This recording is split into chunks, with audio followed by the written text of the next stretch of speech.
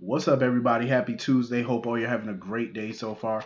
Getting into this episode of GH. I enjoyed this episode. This was good. Listen, Esme tried it. Esme laid it on very thick. She was doing her damnness to turn Jocelyn against Trina, turn Jocelyn and Cam against her, trying to make it seem like, oh, she the one that posted that video, she the one that recorded them. She really tried to lay it on thick.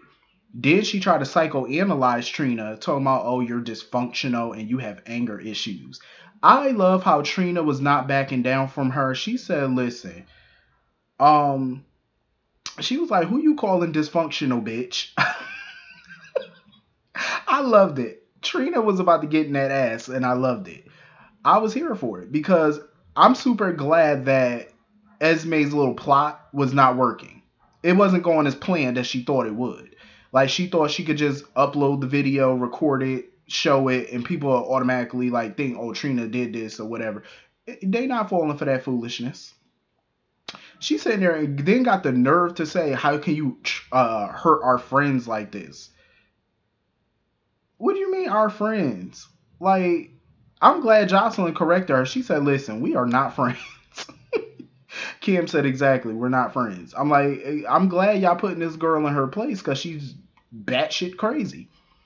They were not falling for her foolishness, and Cam stepped up and was like, listen, get your ass out of here. He said, you are so toxic, drama filled. I am so glad. I say, yes, get her the hell up out of here. I like Esme though. She worked my nerves sometimes, but as a villain, I like her. That girl, the actress, played that role too well for me. But she is playing the hell out of Esme. Because if you can get me to dislike you that much, that means I like you. It sounds weird, I know, but if you can get me to dislike you, you playing the hell out of that character.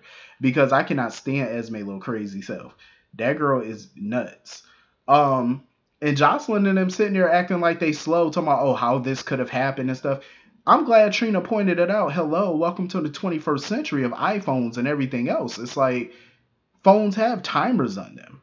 You know what I'm saying? Like you could easily just do press a button, boom, put it on. You could put a video on a timer and it'll go off on the time that you set it to go off. Duh. Like, how do you think it went off? Because Esme's excuse is, well, how could I have done it when me and Spencer left? Put it on a timer and it'll go off when you set the time for it to go off. That's how you did it. So that way you don't have to physically be there to press the button for it to go off. You already said it. Duh. Um, so I'm glad they put that out there because I said, no, you're not. What you're not going to do is blame Miss Trina for all of this. That's what you're not going to do. And then Trina got a link to some X-rated website. I said, oh, hell to the no. I know this did not end up on Pornhub. Please tell me it did not end up on Pornhub. I said, they done went viral. Jocelyn need to go call her mama and let her mama know what the hell going on. Like, call Carly and Jax, let them know what the hell going on, please. And find a way to file some type of lawsuit or get it scrubbed from the servers and sue the porn companies or whatever. Do something, because y'all need to get this mess off the internet. Like, you don't want your teenage daughter and her business all over the internet. I said, no. Y'all gotta fix this. Like, I listen, I know Jocelyn and Cam are horrified. Cam need to go ahead and call Elizabeth. And Elizabeth is already dealing with a stalker at this point or some mental health issues, whichever one. And now she got to deal with this mess, her son and his body parts all over the internet. Good Lord. Now she got to deal with her son and his 2-minute sex all over the internet.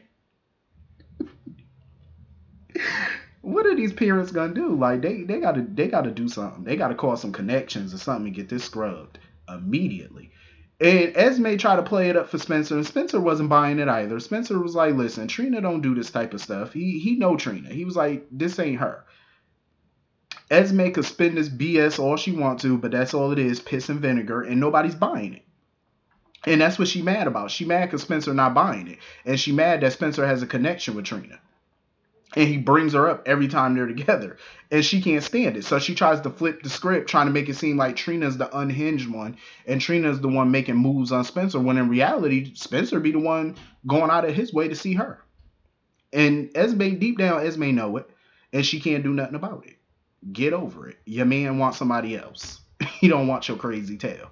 Get over it. Um, I don't know what's up with her in this Ryan situation though, but that shit is creepy. Like, is that her daddy or something? Like, because the way she be all up on Ryan is cringe. It's very cringe. Like, always wanting to see him and stuff, and she the only one he spoke to, cause he was mumbling under, like he was like, "What the hell are you doing?" or whatever. And it's the first time Ryan has spoken in a while, cause he had that locked in syndrome. So I'm like, well, damn. He wouldn't even speak to Kevin when Kevin came to see him. He would not acknowledge Kevin at all. He just blatantly ignored Kevin ass. And even Kevin found that to be strange. I'm like, listen, if you got a gut feeling about something, Kevin, follow your gut. I'm just saying. Follow your gut feeling. Honestly, I hope Kevin trusts his instincts on this because Ryan is definitely up to no good. Like, dude had Harmony reading him a book, and the guy in the book was pretty much an obsessive, revenge filled villain, basically. So that's why Ryan wanted her to read the book because the main character was basically him. And that's why he was so engrossed in that book. He up to something, and whatever he up to, Esme factors into the plan, or she will factor into the plan, because she just as nutty as he is. Um, so hopefully they get that together. Um, so anyway, moving on from that, Laura's plan, like her, Sam, Drew, and Dante all working together to get Victor, I like it. Um, their plan sounds pretty solid, but do I think it's gonna go according to plan? No, it's definitely not gonna go according to plan. Because usually on these shows, when you got something all worked out, there's always that hiccup, that's gonna happen. I feel like at some point the hiccup's gonna happen. The whole bait and switch tactic, it can work. What they got to do though, they got to be real slick about it. They cannot make any mistakes on this. One slight move, one wrong move, could blow the whole plan up. Because in order to get Victor, they need Victor to think that he can access Drew's memory by slipping that tarot card to him. And the only way to get that tarot card to him is making Victor think that he found it on his own, you know, which is a good plan. It's all good. And I hope Laura and her team could pull it off because with Victor, a lot of times you only get one shot with villains like him. Villains like him, you only get one shot. You miss, you fumble the ball, it's a done deal. But I also feel like it might be a little bit of drama there too because you got Drew and Dante working together. Um, hopefully, they can coexist without any, feelings being brought up and, jealousies coming out and hopefully. But I just feel like them all working together is great on paper, but we shall see. Um, so anyway, moving on from that. I'm glad Nicholas went to go see Spencer and they could finally nip this whole situation in the bud for once because I'm getting so tired of Spencer whining about Ava. Like, that's the biggest reason he won't give his father another chance is because of Ava. And I find it to be so stupid. I'm like, you're really still mad about that? That was like 5 years ago. All because she chose to fix her face instead of testify against Valentine. It's like he's still angry about that? Dude, your father is back. Cassadine Industries is back in Nicholas's hands. Windermere is back in his hands. What are you still upset about? Like, let it go. And I love the fact that, he's willing to give it a try at the very least, because that's what his mother would want. And he did promise that he would make his mother proud of him. So I'm glad that he's trying to turn over a new leaf and consider being, family again with Nicholas, even if Ava's in the picture. But I feel like he needs to stop being naive too, where Victor is concerned. Like he keeps wondering, oh, why Nicholas doesn't like Victor or whatever. He don't trust him or whatnot. Because these people have dealt with this man. They know his history. Like between Nicholas and Laura, they have reason not to trust him. Good reason. They have very good reason not to trust him. So Spencer needs to realize that. Like they know him better than he do. So listen to him. I love how unapologetically let me re-put that. Let me rephrase that. Ava is unapologetically her, and I fucking live for it. Like, Victor came over there trying to find Nicholas, but he found Ava instead. Ava didn't give a damn about Spencer's feelings towards her or her relationship with Nicholas. Ava could care less. Ava said, listen, instead of Spencer worrying about my relationship, he need to focus on his own love life. I loved it because Ava just don't care at this point. She's done apologizing to this boy. Like, she's been apologizing forever and a day, and she's at a point now where she don't care no more. It's like, whatever.